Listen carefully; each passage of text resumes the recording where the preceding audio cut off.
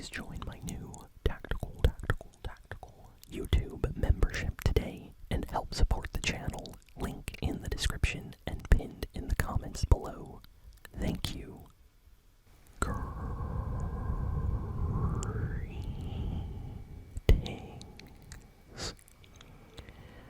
everyone,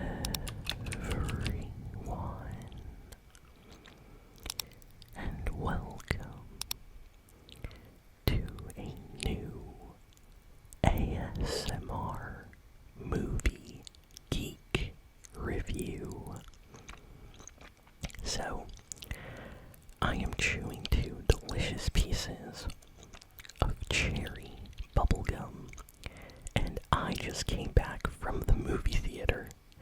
I watched the new Odyssey movie directed by Christopher Nolan, and wow, what an incredible experience. So,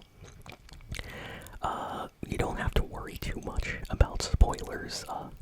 I'm gonna try to keep it kind of vague, but if I do talk about spoilers, I will give a spoiler warning for those of you that still need to watch the movie. But this is like a, I want to say like 2,800-year-old story or something like that. So, it's not something you can really spoil that much. It's been referenced so many times in a lot of like books, cartoons, other movies, things like that. But, wow. Okay, so this movie came out about a week ago, and I really, really wanted to watch it. I've watched like every single Christopher Nolan movie, even his like earliest stuff, his like shorts. And one of his movies, Interstellar, is like one of my favorite movies of all time, so I definitely hold Christopher Nolan in like very high regard for that reason. So when I heard that he was making a movie based on Homer's Odyssey, very famous ancient book, I was like very interested. Usually Christopher Nolan likes to add a lot of like realism to his movies. This is something that he was really known for with the Batman movies he made. Some people did not like that. They wanted Batman to be a little bit more superhero comic book. And the Nolan movies were definitely a little more realistic, I would say, especially with the Dark Knight Rises. I would say that aspects about Bane and Bane's character in Dark Knight Rises were very different from Bane in the comic books, like all versions of Bane from the comic books, and Bane using Venom and stuff like that was completely removed from Nolan's version of Bane. They tried to make Bane a little more like a mercenary, like a philosophical mercenary in Nolan's movie, and that was okay, but he definitely took some liberties with the source material and the lore surrounding Bane and stuff like that. And it seems like when this was first announced that Nolan would be working on the Odyssey, I kind of expected that he would alter some things in the story, and I would say he kind of did, but I'm not going to get too much into that right now. But the movie was still very, very accurate to the original story, even if Nolan tried to do his kind of like realism way of like directing. So just thought I would mention that before the review. So basically I was excited ever since this first got announced as a movie project that Nolan was working on, and it finally got released like a week ago. I wanted to go watch it, but I wanted to watch it in IMAX, and every place that had the IMAX version of this movie, because it was filmed in IMAX, had like all the seats bought out, and there was like nothing available for like the first like 2 days, 3 days that the movie came out. The only times were like super late at night, and I was like, you know what, I don't want to go watch a very, very long movie in the middle of the night and wake up at like, 5 in the morning, 6 in the morning then. So, I decided to wait and Yeah, I went today to go see it a little bit late, but at least I went to go watch it within a week of the original release.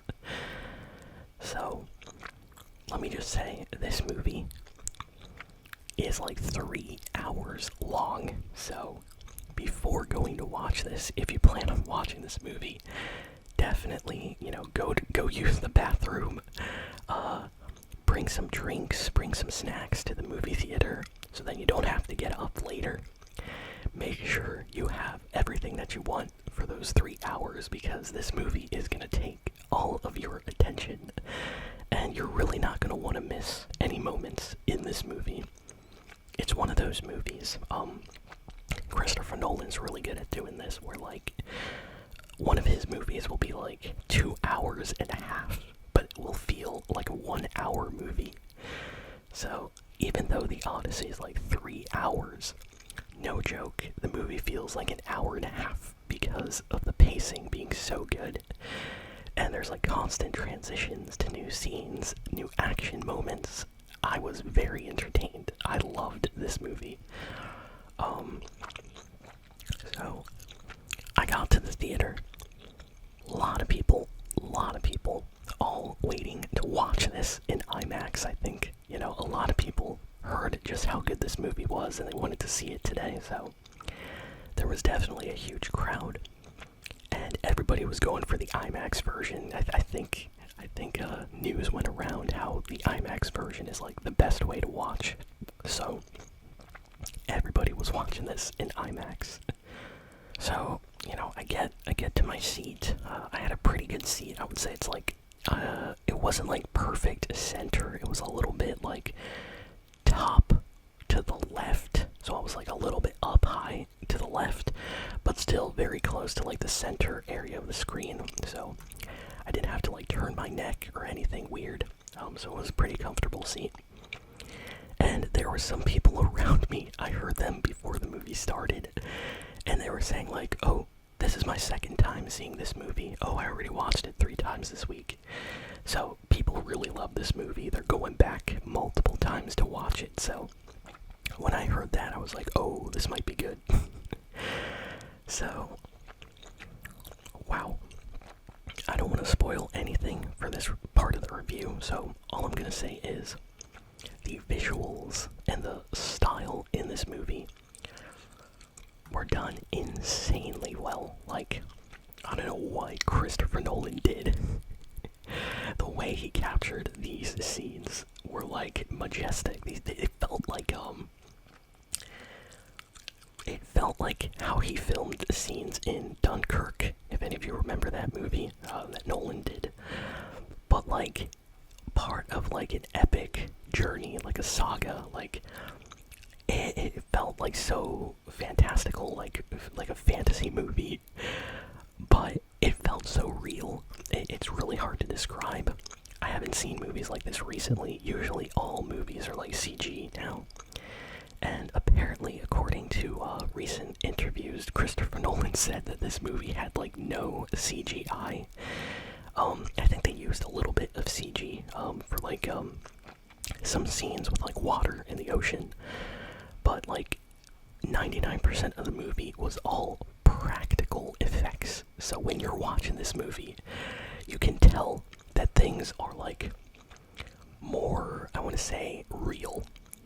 And it tricks your mind into like believing everything that's happening as you're watching it. It is trippy. I loved it though. It's kind of the difference between, when you watch like a modern horror movie and the monster is like in CG and you immediately know like, that's a CG monster, it's not that scary. But then at night, you're at home alone, you're watching a movie on TV, and there's something like on streaming, like an old 80s movie, and the monster in that 80s movie is like practical effects, and it looks so disgusting and creepy, and you're like thinking about it even when you go to sleep later. That's what this movie feels like with the practical effects that they used. There are scenes in this movie I want to be explained later, because I have no idea how they filmed some stuff without using CG. Like, it was incredibly well done, and and apparently the budget for this movie is like the highest Christopher Nolan has ever like spent on making one of his movies, like more than Inception, Interstellar, Batman movies, Oppenheimer. Like this one had the highest budget, and you can tell the studio was like, hey, here's a lot of money, go make a masterpiece. And I think that's exactly what Christopher Nolan did. Let's see. I mentioned this earlier. The movie follows the story pretty accurately. It does change some things. One of them in particular I'll talk about in the spoiler section a little bit. But it does follow the story pretty well. I would say like 75-80% accurate to the original source material. It does kind of trim some things or skip some things. The movie does try to go for more realism a little bit. So some of the mythological elements, the Greek gods and things like that, are kind of put into the background a bit compared to the original story. And I already knew that was going to happen going in, even though this movie is like a famous like myth or tale. Christopher Nolan wanted to make it feel real, so he kind of toned some elements down a little bit, but still, it is a movie about monsters and crazy things going on. So, you get like a very good balance, I would say, between like realism, like you can believe something, and then it doesn't ever go too overboard, I would say. Kind of like the Batman movies, like everything Batman did in the Nolan movies, you can kind of believe would exist in real life if somebody had that amount of money and that amount of gadgets. So this movie kind of tries to do the same thing.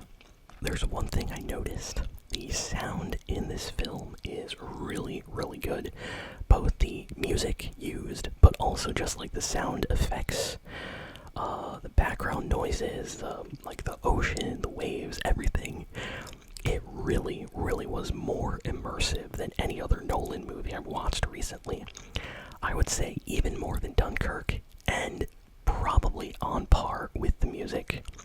Or I should say the sound effects. Yeah, the sound effects from Interstellar, which is like my favorite movie of his. This movie really makes you feel like you are present, like you are with, the crew on this journey, and I love that. Now, Nolan, he kind of gets criticized for having bad audio mixing in his movies. Like, many times there'll be very, very loud noises, and then people will be speaking and you can't hear what they're saying. And that is something he's been criticized for decades now, basically. And I want to say this movie does a better job. I think he might have hired somebody to work on his audio for this movie to balance it, to do the mixing a little bit better, because it does sound a lot better than some of his other movies.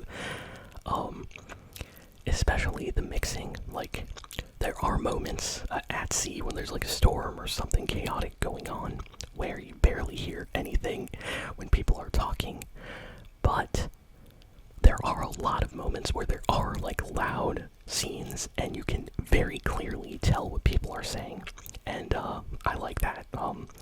A lot of Nolan's movies in the past had some issues with that, so this one is really, really good on the audio front. Let's see. What else did I want to talk about? Yeah, the pacing was so good. The movie, even though the movie was long, I was there, like, when it was over, I was like, oh, that's it. I wanted more. I really wanted more. To be honest, if they made like a 4-hour extended cut version of this movie with more scenes that maybe they had to cut, I would enjoy that as well. Like, this feels like one of those movies that when you watch it, you want to see it again and again and again. I would say that when this comes out on Blu-ray, like 4K Blu-ray, I think I might buy it and just watch it at home every once in a while if I want to feel like I go, like I can go on a big kind of epic journey. So that's exactly what this movie kind of makes you feel when you're watching it, and I really, really like that. Some comparisons I would make to other films that have a similar vibe, just because, the Odyssey is a story that has been kind of copied over the years by a lot of other movies and stories, of course. I would say The Lord of the Rings is very similar in that, it tells the story of Frodo and everyone kind of making their way to Mordor, and like an epic kind of journey. So that movie, if you like the Lord of the Rings kind of style, this movie feels a lot like that with certain elements. The DreamWorks movie Sinbad, if you ever watched the DreamWorks animated movie Sinbad, that's a great animated movie. Kind of has like a similar tale to the Odyssey, and this movie feels like an adult version of that, with scarier monsters and more dangerous threats. But it's basically like that. So if you like those type of movies, this is a movie you got to watch. And if you're like me and you actually read the book as well, you're gonna enjoy it. You're gonna enjoy this movie. I would say it is very close to being faithful to the original work, but it does change some things. And if you're like a purist of the original Odyssey, you might want to watch maybe one of the other TV show adaptations or movies they've done in the past. I think they did like a TV show in the early 2000s based on the Odyssey that follows it a little bit more accurately, like the original source material, but of course it doesn't have a big budget like this movie does. So this movie, by far, I would say is my favorite version of the Odyssey that you can watch as of right now in 2026. It did a great job. The acting was phenomenal, by the way, by the main cast. Wow. At first, I have to say, I was a little bit, I want to say, on the fence when I heard that the actors were told to just speak in regular modern English. I thought that was a little bit, interesting for a choice, for a movie like this. Usually they would make everybody have like, a classical kind of Shakespearean dialogue, English for these, kind of movies, but instead of going with that more classic kind of theater English style, they just went with like modern English. So the way that I am speaking is the way they're talking in this movie. But as I watched the movie, it actually made sense because it felt more real. I want to say more realistic, which is what Nolan was going for. And you're able to understand all the characters very clearly and easily, just from the way they are speaking. So I did like that. So I think this movie will be able to reach a very big audience of people that maybe never cared for the original story of the Odyssey. Maybe they never read it. And this way they can, experience the story and watch a phenomenal movie with a great acting by like most of the cast in this movie. Like, wow. Matt Damon, for example, I forgot he was Matt Damon. Like 20 minutes into the movie, I felt like I was watching an actual character. The acting was really good on his part, and wow. I want to watch it again. Like, I actually want to watch this movie again, and I just finished seeing it, so I think that really gives it away. So, if I were to give the movie a rating, I would say I give it, you know what, I give it, this is a perfect rating for it, I give it an 8.5 out of 10. I was debating whether to give it a 9 or an 8, but I think I'll meet in the middle, 8.5 out of 10. Easily in my top 3, if not top 2 favorite movies of 2026. My other favorite movies this year is Project Hail Mary with Ryan Gosling. That's like my favorite movie this year. And I really enjoyed the Star Wars Mandalorian and Grogu movie. That was my second place. But now that I watched the Odyssey, I would put that at the number 2 spot, right above the Mandalorian movie. Like, the Odyssey is really good. As the year goes on, it might actually become my number 1, possibly. I don't know. I did really enjoy the Project Hail Mary movie as well. And of course, later this year, we are getting a new Spider-Man movie. We're getting a new Avengers Doomsday movie. And we are getting the next Dune movie, I believe, as well. So that's like 3 movies that potentially could be, in the top 5 favorite movies for 2026 for me. So yeah, definitely, I might update my list as the year goes on. But wow, what a fantastic year for movies, everybody. Go watch the Odyssey. It gets my best recommendation for this year. Go watch the movie. It is great. It is incredible. It is a little bit creepy because the practical effects really make you feel like you're in the movie, and anytime there's something scary, creepy, it feels more realistic. So just know that going in, you're not going to see any cheap CG in this movie, and it feels like a roller coaster. It feels like you're going on an adventure, and it's great. You're going to feel for the characters, for the cast, and it has an incredible, satisfying ending. That's all I'm going to say. Go watch it, go watch it, go watch it. And now I can talk about some spoilers. So, spoiler.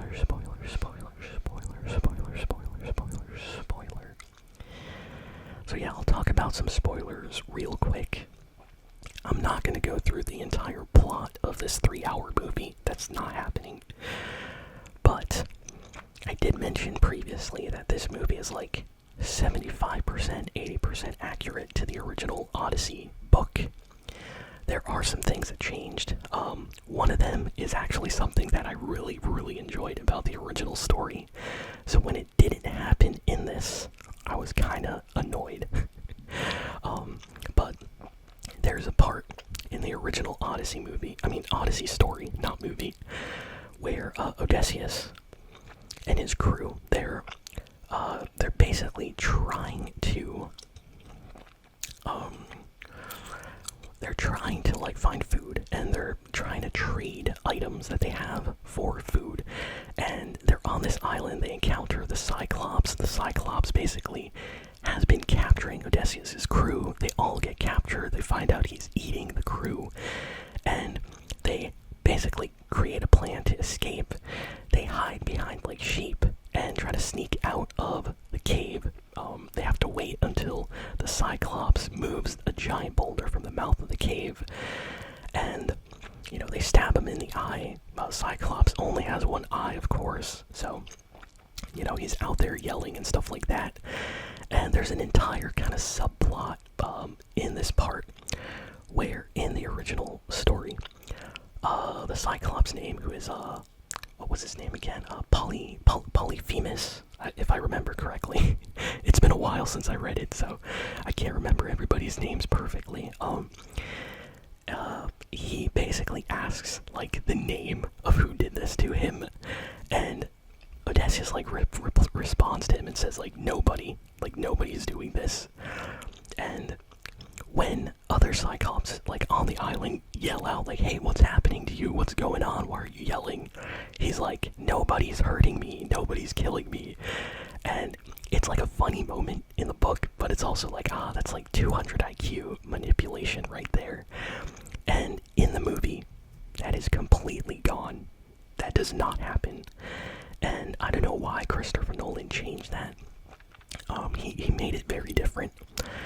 And I don't know why. I feel like maybe he wanted to make it more realistic and felt that was too silly or dumb.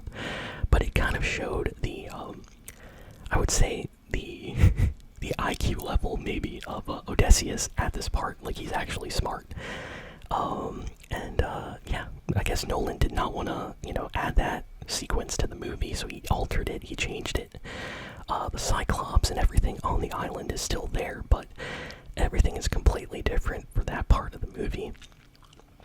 And there are some parts later on which are also slightly changed, specifically near the end of the movie, and stuff involving the Greek gods. The majority of the Odyssey focuses on Odysseus and his crew, but it also focuses on the gods kind of talking, and they're angry at Odysseus, and they're in the background, and you get to see kind of them conspiring against Odysseus and stuff like that in the book.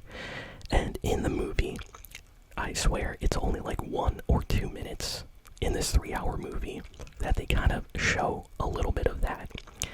And I guess they didn't really want to go all, full-on Greek mythology, showing all the different gods and things like that. But it did feel that it was missing. I would have liked a lot more of that. And they kind of tried to humanize a little bit the Greek gods that they did show. And that's definitely down to Nolan, trying to make the movies feel more like realism, as he would say. But that I didn't, really like, because the book did show that a little more. And the ending of the book is a little bit more brutal. It's definitely more of like a revenge style story near the end. A lot of like classic ancient literature had like the heroes, beheading and killing a lot of like people that necessarily weren't the worst bad guys at the end of their stories, and this movie kind of changes that a little bit to make Odysseus more of like a modern hero, like he saves the day. In the original story, he actually executes his like servants because they weren't standing by his family in his house, and they were like helping out the people that took over his island while he was on this, huge journey with his crew. And he kind of goes back and gets his revenge, and it kind of executes a bunch of people. And at the end of this movie, he only executes the people that were trying to take over, not the people that were helping or, passively going along with those trying to take over, his house and his family and basically, his kingdom. And they kind of changed that a bit, but it doesn't change the ending. And in fact, this might be a controversial take, I kind of like the ending Christopher Nolan did for this movie, because in the original, you kind of feel bad a little bit. Like, you're happy he made it home, but you kind of feel bad. It's like one of those bittersweet endings, because you're like, okay, everything's kind of good, but why'd you have to do that? Whereas this version kind of makes you feel like, yeah, Odysseus did his thing. And the villain at the end, oh my goodness, Robert Pattinson. He plays such a good, hateable villain. I am so happy they cast Robert Pattinson in this. He was amazing. 10 out of 10 acting. He is so good. They need to get him for more movies. I want to see Robert Pattinson in more stuff. Incredible villain, and he gets, he I'm not gonna go too much, but he really gets what he had coming to him at the end of this film, and it was super satisfying, and great ending. So really, the only small nitpick I had was about the Cyclops part. I really wish they didn't mess with that. I would have loved to see, like, him calling out, like, nobody's hurting me, Instead, they had to change that, and I don't know, come on, Nolan, you didn't have to change that, come on. But besides that, incredible movie, go watch it. I felt like I was in a journey, like, watching this movie, just like with Interstellar. It made me feel like I was on an experience watching it.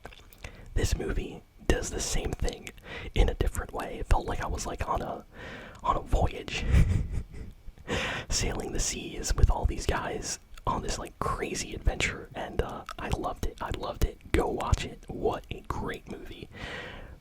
One of the best movies this year for sure, and this thing is gonna win crazy awards.